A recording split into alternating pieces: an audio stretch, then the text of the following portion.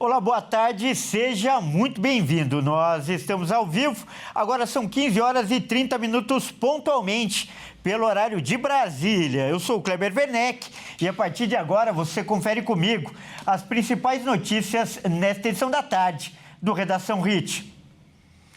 E o tarifaço anunciado pelo presidente dos Estados Unidos, Donald Trump, aos produtos brasileiros já começa a surtir efeito, a fazer efeito na economia nacional. O dólar subiu hoje durante a manhã e atingiu R$ 5,62. Após o presidente americano Donald Trump anunciar o tarifaço de 50% sobre produtos brasileiros, a partir do dia 1º de agosto, o dólar subiu, atingindo a máxima de R$ 5,62 por volta do meio-dia, uma alta de 0,87%. O Ibovespa também teve recuo de 1,31%. Justificando a medida, Trump citou que as tarifas e barreiras comerciais impostas pelo Brasil são injustas. O mercado financeiro não reagiu bem às políticas tarifárias do presidente norte-americano, analisando que, com as tarifas, os preços para o consumidor podem aumentar e o custo de produção também, aumentando a inflação e assim forçando o Federal Reserve, o Banco Central americano, a manter os juros do país altos por mais tempo. A Embraer, empresa brasileira líder global na fabricação de jatos comerciais e uma das maiores exportadoras de bens de alto valor agregados ao Brasil, foi uma das mais impactadas pelas tarifas de Trump, e as ações da empresa registraram queda de mais de 8%, liderando as maiores quedas da Bolsa Brasileira. O agronegócio brasileiro também teme o aumento do desemprego por causa das medidas. E vamos ver agora quais os produtos brasileiros devem ser mais afetados com a taxação anunciada pelo governo dos Estados Unidos.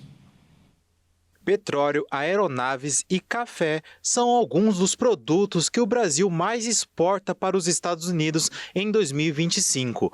Com o aumento de tarifas para 50% anunciadas pelo governo de Donald Trump, os itens brasileiros devem ficar mais caros em território americano. A nova alíquota entra em vigor a partir do dia 1º de agosto. Veja agora uma lista dos produtos brasileiros mais vendidos para os Estados Unidos. O petróleo bruto, produtos semi-acabados de ferro e aço, café, aeronaves, produtos derivados de petróleo, suco de fruta, principalmente de laranja, e carne bovina. Os norte-americanos mantêm um superávit de longa data com o Brasil. Em 2024, as exportações brasileiras para os Estados Unidos totalizaram mais de 40 bilhões de dólares, uma alta de mais de 9% em relação a 2023. Apesar do crescimento, o saldo comercial foi favorável aos americanos, em mais de 250 milhões de dólares. Olha, e o ministro da Fazenda, Fernando Haddad, afirmou que a decisão de Donald Trump em taxar os produtos brasileiros foi uma decisão política. E para ele, a medida é insustentável e não vai se manter. Haddad falou que não há racionalidade econômica na decisão de Trump em taxar produtos brasileiros. Segundo ele, o Brasil teve, nos últimos 15 anos, um déficit de bens e serviços de mais de 400 bilhões de dólares dos Estados Unidos. O ministro também culpou a família do ex-presidente Jair Bolsonaro por ter contribuído para a decisão de Trump. Mas, para Haddad, a tendência é que Trump recue da decisão. O ministro lembrou que quando a tarifa estava em 10%, o próprio secretário do Tesouro americano reconheceu que era possível negociar uma redução.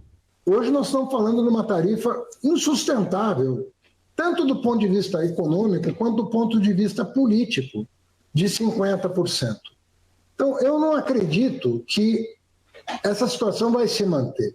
Primeiro porque nós temos uma diplomacia reconhecida no mundo inteiro como uma das mais profissionais. O nosso Itamaraty sabe negociar, sabe sentar à mesa. Nós estamos com negociações ultra complexas com a União Europeia, em acordos bilaterais com vários países do mundo. Então, a única explicação é de caráter político envolvendo a família Bolsonaro. Isso não é uma acusação infundada que eu estou fazendo. O próprio Eduardo Bolsonaro disse a público que, se não vier o perdão, as coisas tendem a piorar.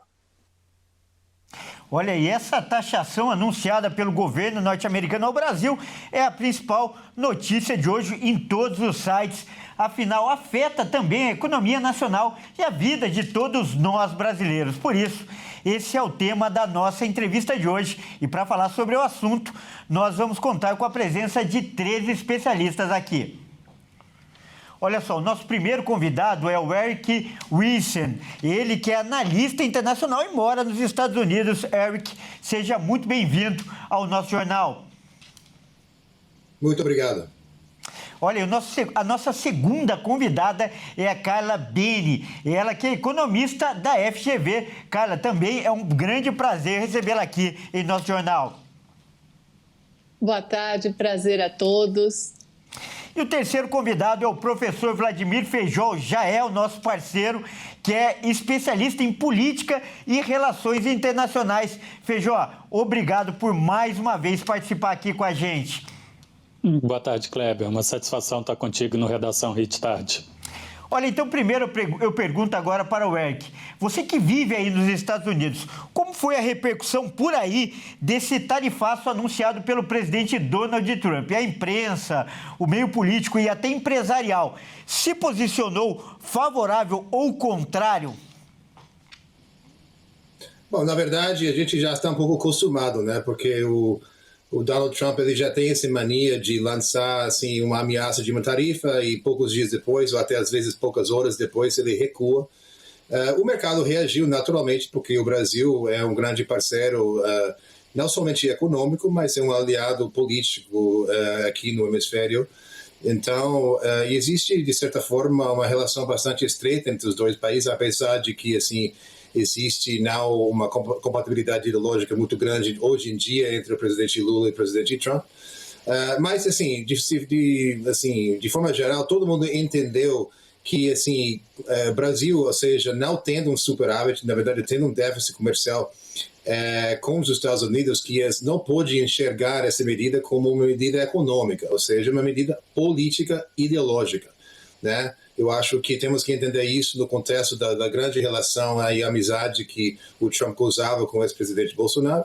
E também temos que entender isso dentro de também uma certa frustração do governo Trump e do próprio Donald Trump, ou seja, com essa ideia de criar o Banco dos BRICS, de criar uma moeda alternativa, também no contexto talvez o que os aliados da direita aqui nos Estados Unidos consideram ser medidas punitivas com relação à livre expressão digital no Brasil.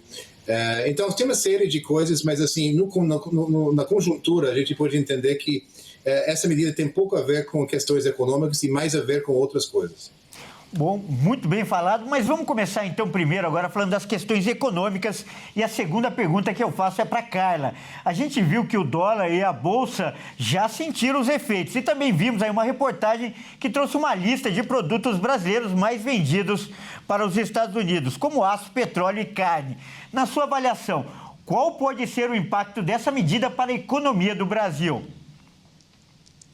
Bom, essa questão, primeiro pegando um pouco aqui do ponto que o Eric falou e puxando um pouco aqui para a questão do Brasil, a gente primeiro precisa saber se isso vai realmente entrar em prática e se entrar, de que forma e se poderá ter algum tipo de exceção ou escalonamento, o que é muito comum de acontecer, né? Porque seria difícil imaginar que os Estados Unidos iriam querer que o café do americano diário ficasse mais caro, porque é literalmente isso que vai acabar acontecendo, porque país não paga imposto, empresa também não paga imposto, quem paga imposto somos nós, as pessoas físicas, então você repassa esse processo todo. Então essa é a primeira consideração que eu faria, lembrando que no primeiro mandato do governo Trump ele já fez isso,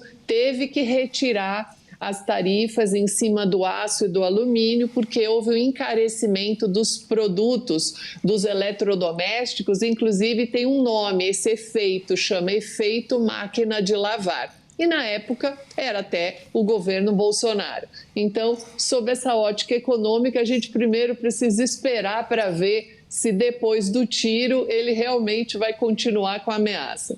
Correto. E agora, professor Feijó, o próprio Eric e outros analistas aí acreditam que o tarifaço de Trump é uma medida política e não econômica. Ele estaria usando a diplomacia para intervir na política nacional aqui do país. Qual é a sua avaliação? Kleber, essa é uma análise vinda dos principais veículos de jornal dos Estados Unidos, mas também do Prêmio de Economia Paul Krugman, que vê uma medida exclusivamente política. Outros indícios é que, logo de início, ele manda uma carta ao presidente do Brasil reclamando de sentir uma perseguição de um amigo pessoal dele, o ex-presidente do Brasil, por causa de ações do Poder Judiciário. Ele também reclama de decisões do Judiciário brasileiro sobre o que considera inferir ou prejudicar a liberdade de expressão de americanos nos Estados Unidos. E isso não é assunto de competência do presidente do Brasil, que não tem poder sobre o Ministério Público de impedir investigações ou apresentar denúncias, muito menos de determinar a interrupção de julgamentos dentro do Poder Judiciário brasileiro. Então, de alguma forma, é sim alguma ingerência em assuntos internos do Brasil, da separação de poderes,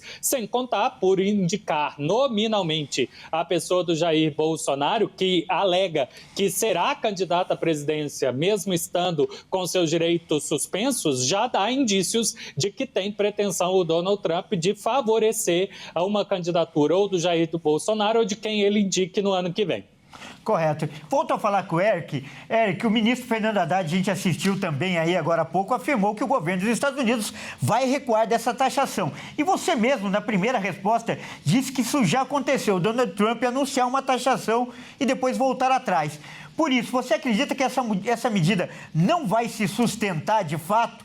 Qual é a sua avaliação ou até seu prognóstico? Eu acho que sim, eu acho que é uma ameaça oca.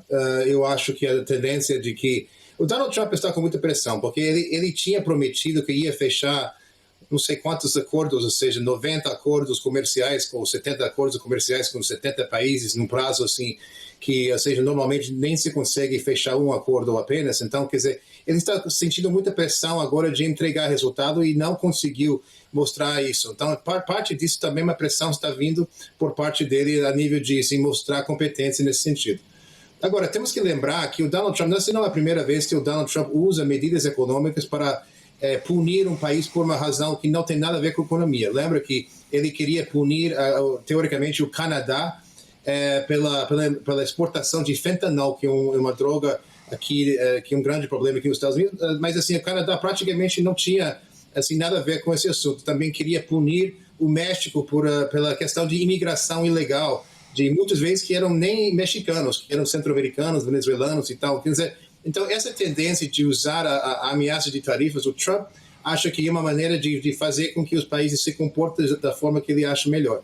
Mas, enfim, afinal das contas, o que tem se falado aqui, ou seja, quem paga, afinal das contas, dessas tarifas é o consumidor. Você falou muito bem do preço do café.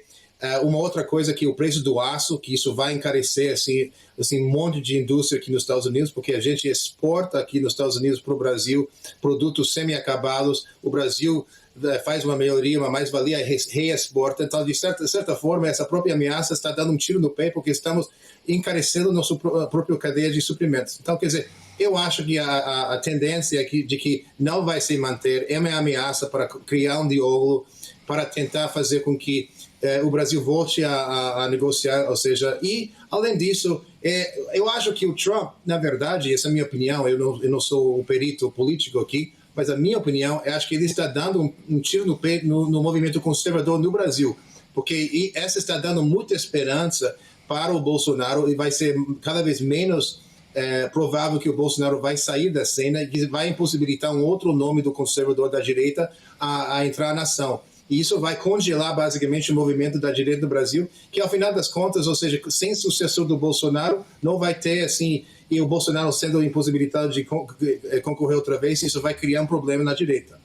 Olha, esse café, o exemplo do café que você citou aí, foi muito bem pontuado pela Carla. Então eu pergunto para ela, agora considerando, né, os mecanismos da economia. O presidente Lula já falou em direito de reciprocidade, ou seja, taxar também os produtos norte-americanos. O Brasil tem armas, tem recursos para entrar nessa disputa comercial com reciprocidade ou deve levar desvantagem, Carla?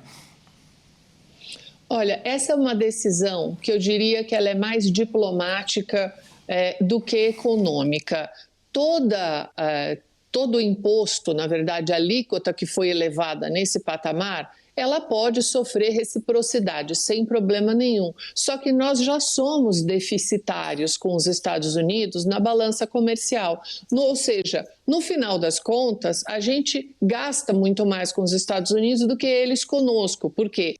O volume que a gente exporta, financeiro, pensando, a gente exporta um produto que é mais barato do que aquilo que a gente importa. Então, se quiser reciprocidade, dá até para entender a política, até de economia internacional, das relações internacionais, não seria você pagar a reciprocidade. Mas isso pode ser algo que não acontece para nós no momento, porque nós vamos encarecer os produtos que entram no motores, partes de motores. Então, são equipamentos que nós usamos para fazer outros produtos. Então, agora é uma hora que eu diria que tem que se ter muita calma, tranquilidade, porque este é um movimento do Trump, né? Nós já sabemos como é que ele opera, o mundo inteiro já sabe como ele opera. Então, tentar jogar um pouco parado nessa hora para ver como é que fica, talvez seja uma medida interessante. Por um outro lado, 50% de adicional, ela realizou o negócio. Então, pode também mais 50% na outra ponta, porque é como se você dissesse, bom, se você não quer jogar daí, eu vou acabar não jogando daqui também.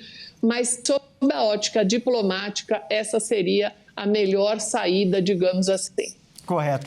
E o Eric falou ali, né, da ligação com o Bolsonaro e essa medida e o impacto eleitoral, até na modéstia dele, disse que não é um especialista em analista em política, né? Então eu passo agora a bola para o nosso especialista em política, que é o professor Feijó. Aproveito o gancho deixado pelo Eric e pergunto para você, qual o efeito eleitoral que essa medida pode ter aqui na nossa política doméstica? Inclusive, o próprio governador também de São Paulo, Tarcísio de Freitas, se pronunciou e criticou a diplomacia do governo brasileiro, do atual governo. Então, na sua avaliação, tudo isso, como deve refletir eleitoralmente no Brasil, professor?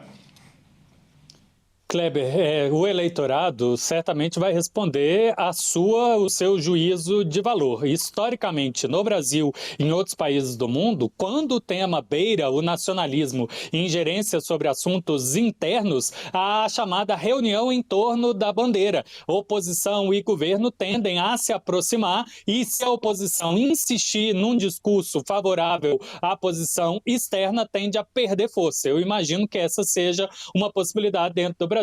E a outra coisa tem a ver com o financiamento de campanha. Independente de alinhamento ideológico, quem ganha dinheiro está preocupado com o seu bolso e provavelmente apoiará candidatos que defendem os seus interesses. Eu não tenho dúvida que a indústria e o agro brasileiro é quem fez pressão para o Lula, independente de ter apoiado a eleição dele, para esse conjunto de viagens internacionais e acordos internacionais para gerar novas oportunidades de comércio, já que os parceiros tradicionais, Europa e Estados Unidos, estão com um crescimento muito pequeno e vendendo cada vez menos. O Brasil, para esses parceiros, precisa de novas oportunidades, já que o mercado interno não consegue absorver. Eu vejo com a grande possibilidade do agro finalmente virar a chave e passar a apoiar também a expansão dos BRICS, ainda mais nessa semana em que a ferrovia bioceânica, primeira de 5 grandes projetos, saiu com investimentos e pode ser acelerado para encontrar novas rotas de exportação para a Ásia. Correto. Então eu quero agradecer aí a participação dos nossos 3 convidados por essa conversa de altíssimo nível, um tema muito complexo que envolve política, economia, relações internacionais, e por isso eu agradeço primeiro o Eric Wilson. Muito obrigado pela sua participação e pela sua contribuição. Muito obrigado, espero voltar logo. Agradeço também a Carla Bene. Carla, exemplos práticos muito bons que ajudaram muito o nosso telespectador, como o do café, a entender a complexidade desse tema. Muito obrigado aí pela aula que você deu aqui também. Muito obrigada a todos. Obrigada às perguntas, que também foram ótimas. Muito obrigada. E para finalizar, o nosso grande parceiro, Vladimir Feijó, que também deu uma aula de Relações Internacionais e Política. Muito obrigado, Feijó. Obrigado, Kleber. É sempre um prazer poder contribuir. Abraço, boa tarde. Grande abraço. E olha só, vamos mudar de assunto agora para fazer o nosso giro de repórteres pelo país. Vamos saber o que é notícia nesta quinta-feira. E olha só, agora você vai ver uma imagem revoltante. Isso porque o vídeo mostra o momento em que uma professora leva um tapa na cara de um aluno. Isso aconteceu dentro de uma sala de aula. Olha só que coisa. Veja os detalhes agora com o Cleiton Rodrigues, lá da Bahia. O caso aconteceu na cidade de Brumado, no sudoeste baiano, dentro de uma escola estadual. Câmeras de segurança do local registraram o momento da agressão.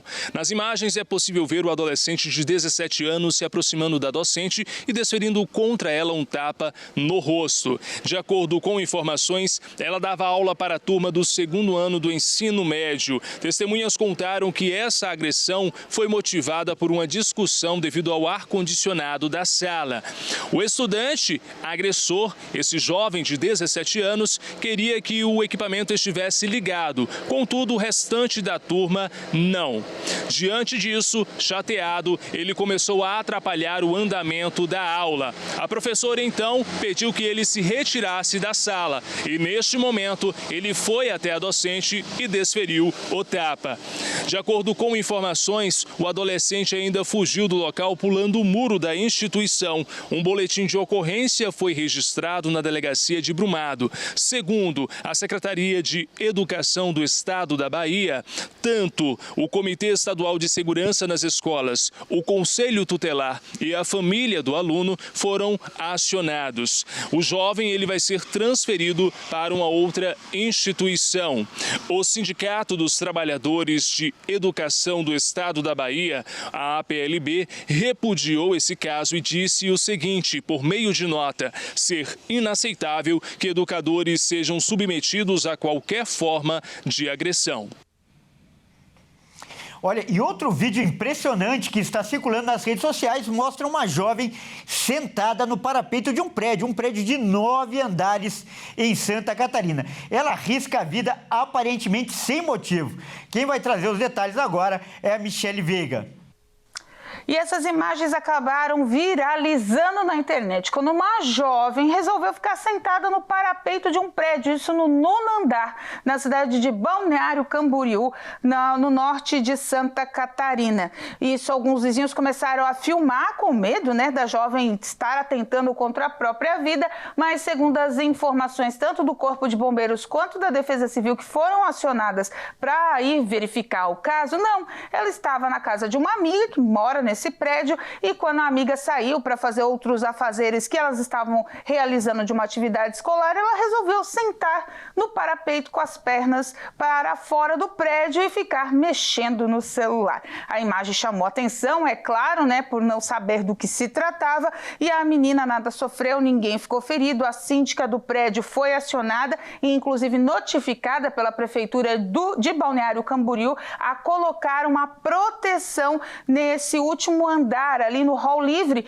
do prédio, para que outras cenas como essa não voltem a acontecer. Lembrando que Balneário Camboriú, uma jovem atleta, inclusive, faleceu no início desse ano quando mexia no celular no heliponto de um prédio também da cidade. Ela estava mexendo no celular, se perdeu ali na localização e acabou, infelizmente, falecendo ao cair desse prédio. Então, gente, todo cuidado é pouco e nunca vale tudo para viralizar ou então para contemplar uma paisagem aprendizagem, né? Tem que tomar cuidado, e pais e mães aí, né, os tutores orientarem os jovens sobre essas situações. Como eu disse, ninguém ficou ferido, tudo restabelecido, mas o prédio agora vai ter que colocar uma proteção extra para que nada disso volte a se repetir.